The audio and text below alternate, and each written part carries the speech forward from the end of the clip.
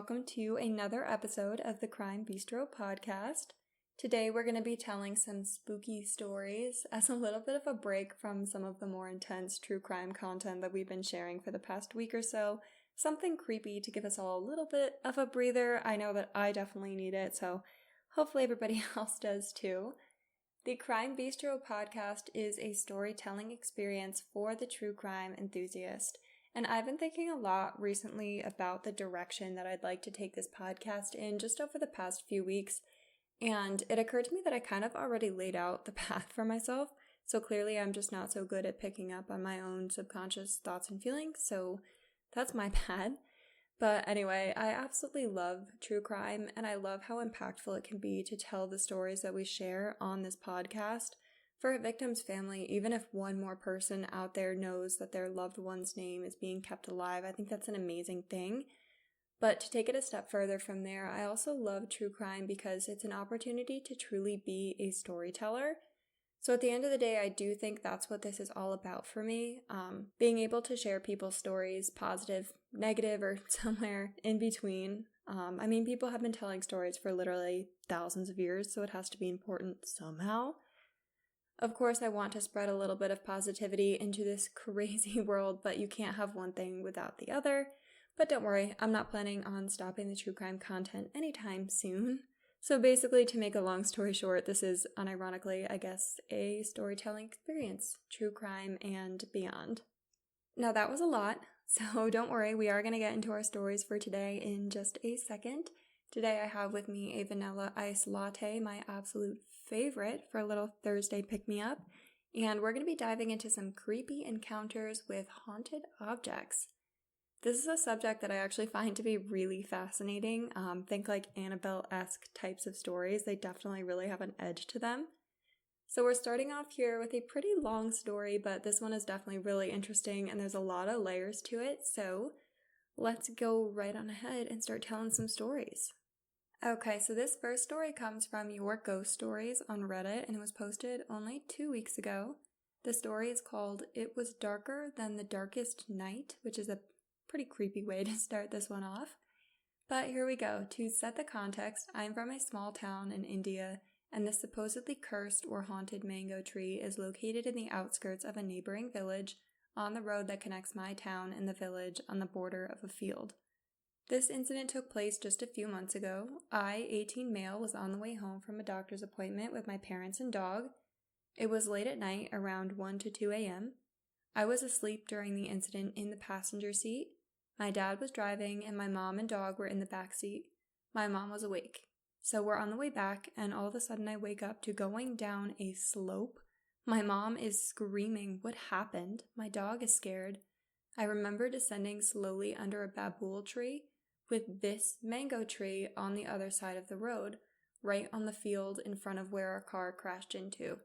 Thankfully, no one was injured and the car didn't have too much damage, just a damaged bumper. But the real experience starts here. So we got out of the car and looked around. We were in a random field, and we'd fallen a good 8 to 10 feet off of the road from a janky dirt slope. My mom asked my dad, "What happened?" He replied, "There was a speeding car or something coming from the front and it had intense lights. I swerved from the road to avoid a collision." To which my mom said, "Which vehicle?" "I didn't see any car or whatever. I was wide awake. Probably you were falling asleep. It's late. Leave it. Let's just call someone for help." So the road was just a few meters away. We climbed up the slope to stop somebody for help. They first tried driving the car up the rugged slope, but it didn't work, and then they even tried to pull it with a tractor, but that didn't work either, and more force would have just left the car even more damaged. So because of that, we decided to just call the police for help. We sent these people off, and Dad called the emergency police helpline and told the operator what our predicament was. She asked the usual questions, was anybody hurt or whatever, and she wired the call to the nearest patrol car. Okay, but this patrol officer. So, my dad is also a cop. He works in the jail department, and he was a senior to this officer. The guy picks up and he asks, "Is anybody hurt?" Dad replied, "No." He says, "Is it required to come?" What? That's literally what you're being paid for. So Dad shouted at him, "Yes, absolutely. I have my wife and kid. You have to come here now." He meekishly replied, "Okay, I'm on my way, but you could ask for a lift, can't you?" At this point, Dad was even more furious, and he yelled, "Yes! Would you treat a civilian the same way, let alone a person from the department? That too, somebody who's senior to you?" So this patrol officer instantly came to his senses, and he was like, "Yes, sir, I am on my way." So after this debacle, we were left just waiting for the cop car to arrive. As mentioned, it's a secluded area, so they took some time to get there. Also, as a side note, my Labrador, who can be really vocal when he sees strangers, was completely quiet and almost acting scared the entire time.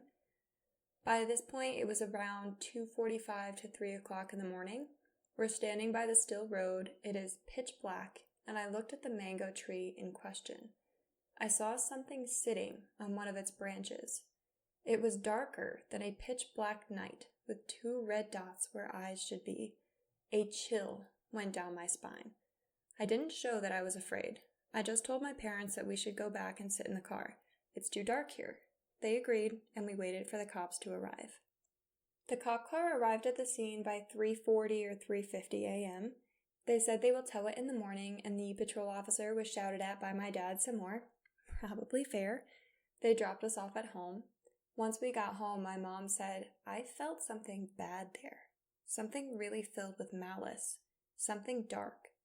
At that point, I decided to also open up about what I saw. I said I saw something sitting in the mango tree branch. It was darker than the dark itself. I was literally cold sweating in the middle of summer telling this story to my parents. Somehow, I slept that night, or rather, that morning. Why am I writing this now? Well, there's been a fatal accident at that same spot a few days ago. A group of 11 people were returning back from a wedding of a friend of theirs in the village late at night. They weren't drunk. They crashed into a mango tree near the mango tree in question. The tree fell on their car, killing 5 people on the spot. Another person died on the way to the hospital. 2 people are injured, and the 3 others are in the intensive care unit. One of the people who died is my dad's colleague's friend's nephew. After this incident, many people have told us about their experience with the tree, as it has been a major topic of discussion around town. My mom's physiotherapist's assistant, who was from the same village, told her that his friend died when he was jogging past the tree and a branch fell on him. Around 12 years ago, something very similar happened when 2 men died as they were going past that same tree and a branch fell on them. Those 2 were acquaintances of my uncle's. These are the stories that I know of, but there must be more. Thank God that we survived whatever it was. May all the people who died there rest in peace. May all of the injured people get well soon. So I love talking about the paranormal. I don't necessarily I don't want to say buy into it, but I don't really believe in it that much. This story and stories like this one really give me something to grasp onto in terms of actually starting to believe in it, just because it's okay, I understand that it's probably a really dark road, it's probably a really dangerous place to drive at night, sure. But how much of a coincidence can there be? You know what I'm saying? How many coincidences can happen that everything happens at that same place before we start to say, hey, maybe something is going on there? And I feel we're starting to get to, hey, something is going on here in this story. So that's what I found so interesting about it. But tangent over, let's go ahead and move on. This next story comes from the paranormal Reddit thread, which was so fun to look through. And it was posted by Eggman the God about 2 years ago. Yes, I did choose it because of the username. The story is called My Encounter with a Cursed Object. Hello! When it comes to Reddit, I'm usually just a watcher, never posting much, but just checking in pretty often. However, I've been encouraged to share my story by many friends who I've told it to in person. My encounter about 3 years ago is still one that I have trouble thinking of or looking back on. Anyway, so a little background about me and my roommate in this story. We were both practicing Christians, so I do believe in the spiritual side of it, like demons and such, but I never had any encounters that I deemed supernatural per se. That all changed for me about 3 years ago. We were living in a small apartment at the time where my roommate, we're just going to call him Joe from now on, were living at the time. His girlfriend had just gotten back from a mission trip to Haiti, and she brought home a gift for him. This gift was a crudely wooden carved elephant that she was gifted by a Haitian child. This thing was freaking creepy. It gave off an eerie vibe just by looking at it. Clearly hand carved with not the best craftsmanship, it was really unsettling to look at. However, Joe being a good boyfriend, he graciously accepted this gift. I, somewhat jokingly, but also seriously, explained how I did not like the mojo surrounding this thing. He basically explained he thought it was weird, but it was a gift, so he was going to keep it, and at that, keep it in our room. Later that night, I received an unusual text from my neighbor who lived across the hall. We were friends, but we never really texted, so this struck me as odd when she asked, "Are you okay?" I was in the living room watching a movie at the time, so I replied, "Yeah, just relaxing and watching TV." This was met with a response of, "Oh, I just pulled in and I thought I saw you in your room pacing back and forth." My heart dropped. I was alone at the time, and I immediately ran into the room to find nothing. I made a glance at the wood-carved monstrosity, which almost felt as if it was staring right back at me, and then I closed the door. I was unsettled, but not completely startled. A couple hours later, it was time for bed. By this time, my roommate had already returned, so I told him about the text, but he mainly just brushed it off. I've never been a great sleeper, so this experience did not help me get into a state of rest. However, eventually my mind drifted asleep. This sleep did not last long. A feeling I had never felt before came over me. My eyes felt as if they were glued open, and I didn't even notice myself blinking. My body was like strapped to the bed, and I was unable to move any appendage. The only thing that I had control over were my eyes. I immediately looked to my roommate across the room, who was dead asleep with all of my might trying to let anything out of my mouth, but not even a whimper. My eyes then looked to the foot of my bed to see a sight that gripped me with curling fear. An imposing outline of nothing but black, so black that it stood out among the rest of the darkness. There was no face, no true shape, just the vague structure of a humanoid creature that looked as if it was a void absorbing darkness and growing even blacker by the second. I moved my eyes up to try and avoid the thing, but it was so tall that it was hard not to see it. Then it felt as if my chest was crushing. Looking down to the pressure on my chest, it now appeared the thing was coming over me. It wasn't crawling over my bed, more as if just levitating, closer and closer and closer and closer, until I was forced to stare at nothing but the void before me, what I presumed to be this creature's face. There was no emotion, no noise, no nothing, just darkness. And when I think back to this, that's what churns my stomach. The lack of anything is something I had never experienced before or since. I don't remember the thing leaving, and I don't remember myself falling asleep. The only thing I remember is waking up in the morning. Naturally, thinking my mind had just dreamt up a terrible nightmare, I was still shaken, but when I looked to the floor of the room and saw that the wood-carved creature had fallen off its shelf and rolled a solid 3 feet to the foot of my bed, I felt ill from the fear. I immediately decided that these events were connected. I have never suffered from sleep paralysis before or after this event. We got rid of the wooden elephant, then blessed each room of the house and had no issues until we moved out. I truly believe this wood-carved object had something attached to it. I'm not very informed on the subject, but it was of Haitian descent, so my first thought was voodoo. This is my only ever encounter of this type, so please let me know if you have any other informed opinions or similar stories. Thank you for listening to my story. Sorry if my writing was sloppy. I have never made a post close to this long before. Okay, now I'll admit that I don't know very much about sleep paralysis and I've never experienced it myself, but from what I do know about it, it's like either something that you experience like semi-frequently or it happens a couple of times throughout your life, I guess, or it's just like brought on by some sort of external event. So in this case, I feel like, okay, was sleep paralysis brought on by an external event because it hadn't happened before or since? And honestly, I think he's right. Like the only thing that makes the difference is this creepy looking elephant. So I don't know. I think what I'm thinking is that, like, either the elephant was really haunted or cursed, or there was something going on with it, or this person was so unsettled by the look of it that they, like, convinced themselves that it was haunted. It could go either way. Obviously, the mind is a powerful thing, but either way, there was definitely, like, something wrong with this thing, obviously. So I guess the takeaway from this one is that if you go on a mission trip or like an international vacation and someone gives you something creepy, you can accept it, but like you don't have to keep it. You know what I mean? Like, hey, thank you for giving me this elephant. Once I get home, I'm going to throw it away. They would never know. I don't know why you would keep it. I don't know why you would gift something like that either. Like that, whatever. Just I don't want anybody to get me any kind of haunted objects. So I'm going to put that out there right now.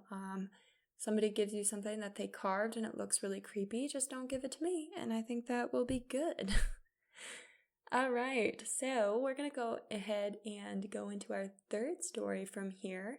This next one is pretty long, but bear with me because it's definitely worth it. This one comes from the Reddit thread No Sleep, and it was posted about 4 years ago. This story is titled, I Opened a Museum of Cursed Objects. This latest one is extra cursed. Love that title. Let's go ahead and get into it. Cursed objects have always kind of been my family's thing. Of course, they weren't in a museum until it was my turn to be in charge of them. My mother insisted on keeping them in the family's heavily warded basement storage room, just as the previous generations had done for centuries. I, on the other hand, have always had something more of an entrepreneurial... Let me try that again. I, on the other hand, have always been something of an entrepreneurial spirit, and especially after seeing how popular cursed objects and similar things have become, I didn't see any reason not to put them on display. Hell, my family has looked after these sorts of things for as long as our recorded history goes back. Why not make some money off of it? You may be wondering why I'm choosing to post here now. Apparently, a smallish first-floor venue in the middle of a bustling city doesn't, in and of itself, draw too much attention. My girlfriend and co-owner, Emily, insists that if I want to make this business work, I need to get people interested. People who actually care about this sort of thing. And she insists that you are just these people. So, hello. My name is Alexis, Alex for short, and I am here to tell you about the Hall of the Cursed. Em says the best way to go about this is to walk you through a day in my life, so I'll tell you a little bit more about our hallowed hall, and I'll tell you about the new attraction I picked up this morning. I'll tell you what, no matter how many times you go through things like this, it never stops being terrifying. Upon entering the museum, you will undoubtedly notice a set of rules. After all, as you all probably know by now, anybody working with the occult keeps a list of no-nos to survive, especially if they're involving random civilians who aren't experienced in this sort of thing. Following these rules is paramount to having a happy and healthy visitation, and you will not be permitted until you sign a little harmless contract stating that you will follow these rules, and that if not, we at the museum are not responsible for any physical, emotional, or otherwise harm that may befall you. The rules are as follows, for your convenience, as I am working on my customer service, and says I am abysmal. Number 1. Do not touch any object in the museum without explicit permission from the museum staff or an official sign, which will always contain at least one capital letter and which will always be properly spelled. Number 2. You must kiss the dog on the nose upon entering the museum. Number 3. Follow all rules posted around the museum provided they contain at least one capital letter and are properly spelled. Number 4. Wash your hands before leaving the washroom for at least 30 seconds. Number 5. Visit the Nokia cell phone room at your own risk. The museum will not be held responsible for any chance deaths. Number 6. You must be kind to the crow. You may offer him snacks if you like. Number 7. The janitor is nonverbal and unresponsive. Do not speak to him, but nod politely if he looks your way. Number 8. Always hold your breath when walking by the road sign. If you breathe near the sign, the museum will provide you with a complimentary bag of salt and sage and send you home with more detailed instructions. Number 9. Say hi to Herman the bug. He likes it. Did not say goodbye. Each guest also gets a pamphlet with these rules, although I'm definitely getting a little weary of printing them. These rules are simple to follow, and after a couple of choice incidents, with the pink bonnet over on the left, which men are not allowed to come within 6 feet of, we've even placed yellow tape in a circle with a 6-foot radius to keep idiots with poor estimation skills away from it. No wonder the pandemic is causing so much trouble. Apparently, all men are physically incapable of estimating a 6-foot distance. Of course, the list of rules for employees to follow is far more expansive, but that's not generally a problem since it's just M, Jan, and me. Jan being the janitor, of course, and that's obviously not his real name, but we don't know what it is, so bite me. Anyway, this morning, Em got a call from a panicked stay-at-home mom who was reportedly in big trouble about some sort of vintage wedding dress she'd found on eBay. Since Em is really more the management type, and I'm the one who generally deals with the hands-on bits, I was the one who somewhat reluctantly headed to this address. I say reluctantly because I've never found a single good thing attached to a wedding dress. Upon my arrival, it became clear that something funny was going on. There was the sound of a screaming child somewhere in a nearby room, which I've never been particularly fond of, and the woman who greeted me at the front door was in poorly contained hysterics. She had stringy brown hair, although I suspected that it was generally less unkempt based on the obviously expensive comb wedged near the back of her head. Tears were streaming down her face and clearly had been for some time, judging by the tomato color of her face and the general swollen stretch to it. Probably most troubling was the blood staining her hands, already browning as it dried. "How can I help you, ma'am?" I said, in the least threatening voice possible. For God's sake, she looks like she's about to jump out of her skin. "I killed my husband," she said. "Yeah, that's kind of what I thought." "May I come inside?" I said. She nodded, jerkily, like a badly made puppet, or one with a particularly anxious puppeteer. I followed her inside and was instantly hit with nothing. I should expand here and mention that I am by no means some sort of sensitive. That's more M's thing and how we met, a story for a different time, I'm sure. That being said, it is hard to be around cursed objects for too long without getting a sense for the sort of evil miasma that leaches out of them. So either this woman just needed some haloperidol, or my circumstances at this time were not the right ones to invoke whatever was going on with this dress. "It's in here," the woman practically whispered. I thought. Not generally an awesome sign, the whispering. "So why the museum? Why not the police?" I asked her as I followed her into a modest kitchen, then through another doorway into an equally modest living room. In the other room, the child continued to cry. I assumed she had still used the number my parents used to give out for any weird or unusual problems, but still, the police are usually the first choice for actual murder-related issues. Usually, yes. I didn't know what to do," she said. "It was whispering to me, telling me. I didn't want to, but for days it whispered and whispered, and it was right. It was right, but not I... Oh God, I don't know what came over me. What did I do? What did I do?" Okay, I thought, so she wasn't going to be super helpful. All I was gathering was that the dress had apparently been speaking to her, no doubt persuading her to kill her husband. At least it hadn't been very fast-acting. That meant it was probably reasonably safe to transport it in the lined bag that I'd brought. Most things were, provided they weren't especially hostile. "Do you know why it would ask you to hurt your husband, Mrs. Myers?" Or Ms., I corrected mentally. It knew," she said in hushed tones. We stopped in front of a large, closed oak dresser. Her shaking hand rested on the handle, but didn't open it. "It knew everything. The late nights, the lies, the other women. It knew about his drinking, too. It told me I'd be safe. Happier." In one swift motion, she threw the dresser open. Hanging inside, all alone, was a vintage wedding dress in mint condition. It was lovely, all delicate lace and soft edges, and white so pure that it was nearly blinding. The arms were long and translucent, and the neckline was gently curved. The second the woman's gaze fell upon it, her eyes hardened. Immediately, a chill ran down my spine. "He's better off dead," she remarked coldly. "Or rather, we're better off with him dead. Why do women fall into these toxic relationships and just allow themselves to remain there forever? It's as if they have no self-respect. No, I had to do it, and I'm glad that I did. It was far gentler than he deserved." A quick glance to the other side of the dresser revealed her husband, eyes wide in death, spread-eagled on the ground with a knife still stuck in his chest, alongside several other stab marks that no longer leaked blood, as his heart no longer pumped.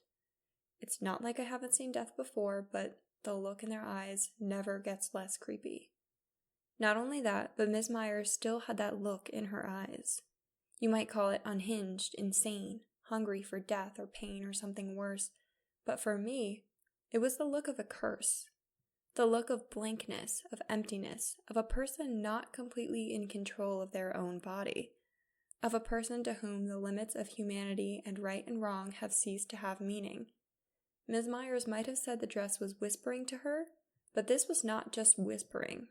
Whatever was in that dress was in Ms. Myers, and I had no idea if it wanted me dead too. Sure, I wasn't a scumbag husband, but I was definitely intruding, and I'm confident that it knew that.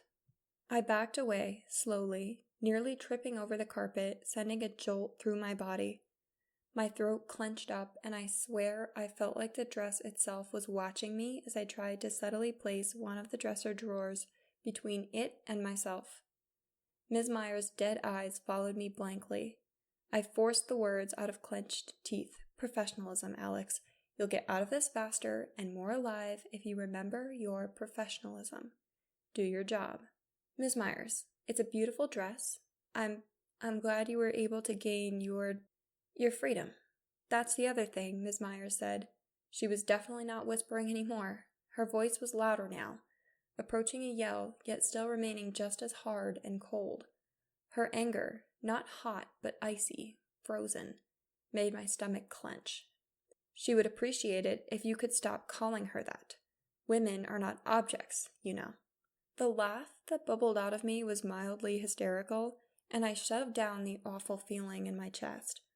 I was still backing up, which I only realized when my foot hit the late Mr. Myers' limp leg and I almost tripped. "I'm very sorry. She is beautiful, and she took good care of you." I held my breath painfully. After an impossibly long moment, Ms. Myers seemed to relax, and some light, some humanity returned to her eyes. They were quite pretty when they weren't blank and evil, a nice green. I allowed the green to soothe me. The dresser drawers shut on their own. The tension slipped from the room at once. Feeling as though I'd been released from an invisible vice, I gasped in a breath of fresh air and relaxed, although I definitely did take a step away from the body of Mr. Myers. "Ms. Myers," I said, still somewhat breathlessly, "I would love to take the dress." The dresser drawers wobbled dangerously. "I would love to take her with me and check her out." Ms. Myers blinked, her eyes becoming dewy again. Poor thing. The influence of a curse tends to leave you with an awful hangover, not to mention the obvious guilt of, murdering your husband, regardless of how icky he was. I'm not sure if that's okay." So then I glanced at the dresser.